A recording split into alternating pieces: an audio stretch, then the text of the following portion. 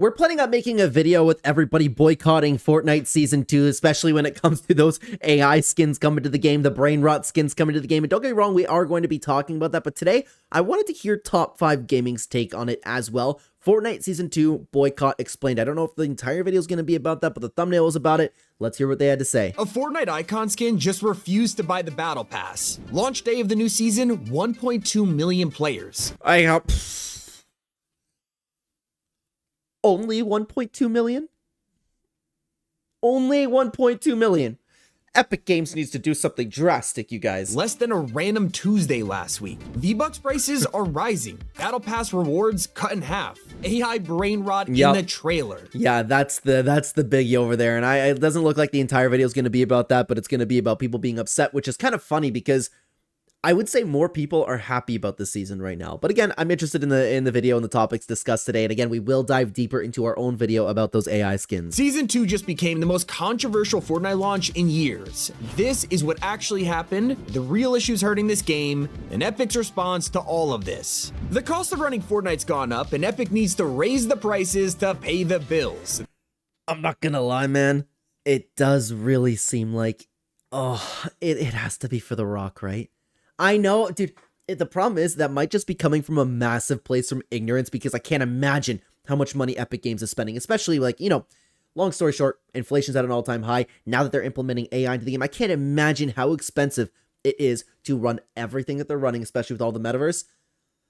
Part of me wants to say that it's The Rock. I can't imagine how expensive that guy is, and especially if they're going to plan on continuing to have him to voice act, I don't know. The foundation, I guess he's supposed to stick around, right? That's tough. That was the surprise announcement right before this season, and now you get less V-Bucks for the same price. Well, at the same time, the Battle Pass gives half the amount of V-Bucks for completing it. Within a day, social media was flooded saying, you know what's funny is I'm pretty sure that this is AI generated, this post over here, but everybody's always boycotting Fortnite. They're adding AI to the game. Do not play on March 19th. Our goal, lower the player count on the first day of the new season. Hey, how'd that work out, everybody? I can say it until I'm blue in the face, man. It's nice that you guys want to make a change. It's nice, but you're never gonna. What do you know? The amount of players on launch day was criminally low. Whoa, only about 1 million. Oh my god. Crazy. An actual icon skin, Gref G even joined in on the boycott, claiming he would not buy this season's battle pass because of it. Oh, come on, dude. You know what? I'm typically not in the camp where it's like just because like you work for Epic Games or if you're in ties with Epic Games, man, then you don't always have to be like, oh, yay, woo, you know what I mean? But come on, like they gave you an icon skin. There's a different level to it. Just buy the battle pass, man. And when the season finally dropped, the V-Buck price change went live, and this actually broke the best feature in the shop. For a while, you've been able to buy the exact amount of V-Bucks you need, but the price changes broke that, forcing players to overspend. Epic responded to that, saying you could just buy your V-Bucks directly from them, and you'll get 20% cash back on the Epic store. But that only gives you money back, with many fans arguing it's not a real discount. Fortnite's been review bombed on every app store with 1-star ratings across the board. That's so funny. Yeah, you know what's funny is, I know I just said that you can never make a difference, but when it comes to like actually downloading an app on the Google Play Store, ratings like that could actually make a difference. So I'll give you that one, okay? But we're talking about the whole boycott Fortnite thing. That's ridiculous. But keep in mind, all of this happened in the build-up to Season 2, and now that it's out, fans feel even more justified in their protest. I don't know, man. I feel like I've seen more love for it than I've seen hate. It depends if you're looking at like the specific Fortnite community, but even then, this is one of the seasons that has the Fortnite community very, very happy. There's a certain group of people like within the Fortnite community. I'm not like singling anybody out, but I mean like there's like a different part of the Fortnite community that's like full of people that you just know you can never make happy. And that's why I always say that Epic Games should just ignore the Fortnite community, because they're always going to find something to be upset about. You know what I mean? Like, I feel like the majority of the community is happy this time around. Because in the background of the live-action trailer for this season, you can spot Tung Tung Sahar. Italian brain rot is coming to Fortnite, and it's just rubbing salt into the wound for people who are pissed at Epic. Now, again, this is what I wanted to make an entire dedicated video about, because I am, despite what people say about me online, I'm very pro art. I'm very pro real work. I'm very pro, like, artists having their work. I've just talked about AI unfortunately being here. I don't understand the meme. I don't know who Tung even is. All I know is it's brain rot. All I know is AI generated. All I'm saying is this was inevitable, man. As much as it sucks for artists, and I understand what it represents, this type of thing is inevitable, and it's only going... Epic Games is going to go down a road where eventually we're going to get completely AI-generated skins, and I'm not even talking about making skins of AI-generated art, but you get my point. Fortnite's paying for AI-generated characters, and for a game fighting the criticism of losing its core identity, it's a bad look happening at the worst time. The problem with that, though, is I disagree in the sense, like, Chapter 7 Season 1 brought back a lot of the game's core identity, and Chapter 7 Season 2 has been doing a very, very good job about that. When's the last time you've seen this community, like, you know, shaking hands as much and just talking about Team Foundation, Team Ice King, everybody coming together, playing the season, enjoying the new mechanics? It's I kind of disagree with that, although I do understand what they're saying. You see, Fortnite devs have been teasing this season for months now, claiming it would feel like a totally fresh start for the game. We'd have a different loot pool, months of effort put into features, POIs that feel incredible, secret loot spots, all of it solving the biggest criticisms of this chapter. But fans logged in and found that 80% of the entire season's loot pool has been locked away. Epic's plan is to slowly roll out new content to us over the next 28 days. And this video was obviously uploaded before the gauntlets even ended up getting into the game. So far, so good with that. I'm enjoying the new content. And it's now up to the fans to actually unlock them. By completing the Rivalry contracts, we're earning points for our team, and depending on the progress, more guns will unlock. Personally, I think it's a fun idea. I like the fact that the community gets to battle against each other like this. Yes. But I also think that shoving the actual content of the game behind this system, it just makes the first week of the season feel bland. The problem was the initial things that they added, like the overdrive grenade, the zip line, it didn't really hit as like this, oh my god, look at this incredible brand new item over here. You know, if they had a couple things like that, then I think people would be more satisfied with it. But regardless, we've been reaching those milestones, and people have been excited to actually participate to get to those milestones and then unlock the new things. And the new things are actually, they've been very, very fun to play with so far. So it's all been working out very nicely. I came to Texas, stayed up pretty much all night to play the exact same thing that the game was literally a month ago. That's crazy. No, the game's different. The POIs are phenomenal. There's a new rivalries mechanic.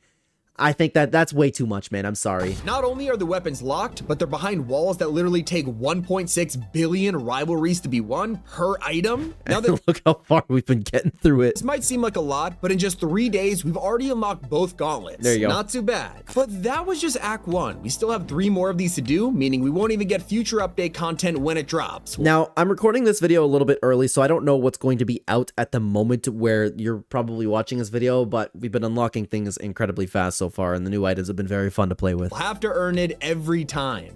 The biggest gut punch was claims of Fortnite rigging the contest, and it could be because of The Rock. Let me explain. Oh, I've heard about this, dude. Could you imagine? Hang on. You know what? Let's listen to it first. It turns out Epic were secretly boosting the points for Team Foundation on launch day, and for every rivalry completed by that team, they would get 1.2 times the amount of points compared to Team Ice King. This was an insane discovery, and it was disabled once leakers pointed it out, causing a wild conspiracy theory. Because in the past, Dwayne "The Rock" Johnson has been exposed for having a weird clause in his contract, and it says he can never lose a battle. Dude, look at this, man. Could you imagine if he brought that into Fortnite? Could you imagine if that affected the Fortnite storyline? What a weird thing in general, man, to like have a rule. If you're an actor, like, who's gonna look down on The Rock for losing a fight in a movie? It's crazy. Now, I'm curious if this is something which I could very well see happening. I'm curious if this is something that Epic Games was forced to have into their game. Like, I've always been somebody to talk about. I think that I wouldn't be shocked if the unvaulting event has been completely rigged and already decided. I wouldn't be surprised if this was already something that was decided, but at the same time, so many people love the Ice King style so much more than the Foundation style that it could be a possibility where Epic Games just noticed that nobody was on Team Foundation and they needed to do something like this. Both could be true. In a movie, and this has caused fans to speculate, what if it's the same in Fortnite? Is Team Foundation legally obligated to win the season? And it's even more ironic when you realize that during the points boost, Fortnite literally tweeted the words, "This time your choice is..." Oh no, I didn't see that. Oh my god. matter. Well, Epic's official response to this is that the points boost was a total accident and it was meant for an upcoming power hour. Oh, shocker, eh? Shocker. Just like the Paradigm release. Knowing how things work, I'm sure this was a mistake and there's not a lot to the conspiracy, but it doesn't help when Fortnite says it's struggling to pay bills and then hires one of the most expensive actors in Hollywood. That's what I'm saying, and we don't know how much work The Rock is going to be doing for Fortnite. And the bad timing announcements continue, because when the price rise was announced, fans started calling them out for giving 40% of their earnings, $722 million, to UEFN map makers. And Guys, it makes sense. They want UEFN to succeed. They've been paying a ton of money and investing in this for a long time. I'm for that. And I know I'm gonna get the comments too, where it's like, oh my god, you're part of the supporter creator program. Yeah, I'm for it either way. I'm gonna be honest about that. But this has been their vision. They want to pay these UEFN creators. They want people to, you know, build careers off of map making within Fortnite. I get why they're paying them so much money, and I can't imagine how much money it actually does end up costing to run the metaverse the way that they do.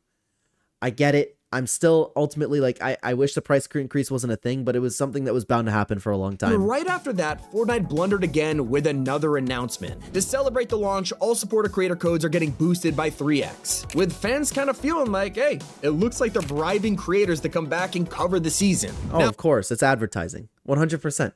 And Epic Games, I'm very thankful for this. Thank you very, very much. I appreciate it. As a Fortnite creator, do what you think is right, but, you know, while we're here, now most of the Top5Gaming does make incredible content. I do suggest using their code if you guys would like to. I love their content. That's very, very well produced. And if you'd like to support me, code Clen in the item shop. Season is locked behind challenges, but there are new items you could use today, except these are also locked behind rivalry credits. They are insanely expensive. Like, just to pick up an exotic RPG for a single match, you need to win 60 rivalries to unlock it and then build enough credits to then actually buy it.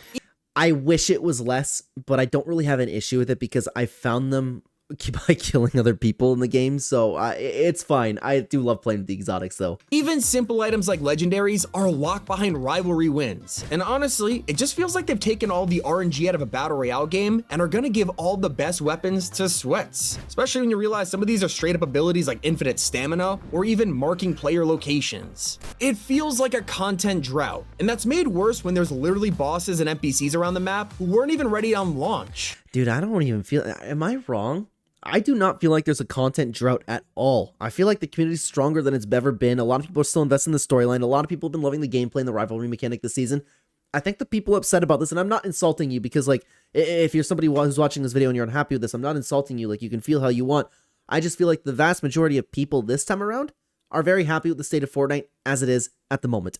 That'll change in a couple weeks, and we'll have to hear about the game dying again, of course, but as of right now, I think everybody's been pretty happy. For example, the Foundation is not a boss. He barely gives you any dialogue, doesn't sell you anything. They've clearly put him here way too early before he could actually provide items like his Rift Gun or other stuff that is currently locked behind a paywall. Either that or they haven't paid The Rock yet. You've also got the Ice King who fights you with his gauntlets, but wouldn't drop them for the first 2 days. Oh, so it no. almost feels like we're playing an early access demo of Season 2 where nothing is ready yet. But I like the fact that we're just slowly unlocking all of the content. If we talked about this with the Nick A3rd video, if they dropped it all right away, everybody'd be like, yay, for a day, and then everybody'd be like, oh, this is the worst season ever, Epic Games. You guys are so incompetent. You guys don't know how to make a season. In some of my recent videos, I talked about the mysterious upcoming mode that Fortnite's been testing. They flew out creators to test this, and it's been in the works for so long, we all thought it was the long-rumored extraction game. Well, the mysterious mode has finally been revealed, and it's box fights. Oh, I thought he was about to start talking about there's a leaked team deathmatch mode coming too. We should make a video talking about that. Look out for that. Oh, you know what? I might as well talk about that now, guys. We make a lot of community videos over here. Feel free to follow me over on X. I quote tweet a ton of things asking for your opinions. I take those opinions, I bring them into a video along with my own opinion because I like to have opinions that aren't just my own over on this channel. I love hearing from the Fortnite community. Additionally, we make multiple videos in multiple niches on multiple channels daily. Check out the link at the top of the description with the link tree, or you can check out the direct links to all my channels down below. I am your guy with too many YouTube channels, and I would love to have you over at any one of those channels, guys. Thank you so much for listening. Yeah, the thing that has been in Fortnite for years, and it's literally the whole reason most people play UEFN. So Epic are officially cloning creative maps, and it's just confusing. Like, I get that. And this is the problem. I didn't know they were going to talk about this in the video. I thought it was just going to be like maybe about the AI skins. We're also going to be making a dedicated video on this because this one could be a mouthful. I think it's cool, but at the same time, I understand when people are talking about it's a slap in the face to a lot of people who are building on your platform. Do you want map makers or Epic to actually make these things? They've also been pushing hard to get mobile players back now that Fortnite's on the Google Play Store again. Hey, guys, you need to download Fortnite on Google Play. I am very for Fortnite on Google Play. Check out Fortnite Google Play. You can download it right now. And I would imagine this is still true. I don't know if that was a time-sensitive thing, but you can get the brand new Yeti outfit in Fortnite. I'm very for that. And by pushing hard, I mean just straight up and giving... by the way, in case anybody doesn't get that, I know we got a few comments on that video. We have a dedicated video for that, and I'm very, very happy about it. Mobile aimbot. Thankful.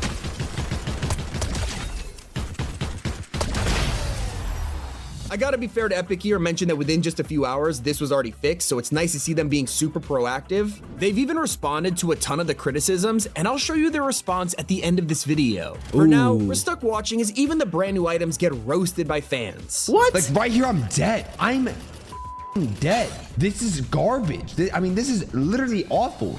Yeah, this seems like the typical Fortnite player, right? The typical Fortnite community member. No matter what it is, it's awful. But yeah, it is difficult to use the zip line, but it's a very, very useful item for rotation in the sense where it's like you get really high, you get the glider redeploy. It's a high risk, high reward. I think it should be buffed a little bit, but it makes sense to be able to like beam people out of the sky for using such a powerful mobility item. It's almost as funny as the other new item, bouncing boomsticks, which were so broken on day one, they straight up exploded in your hand.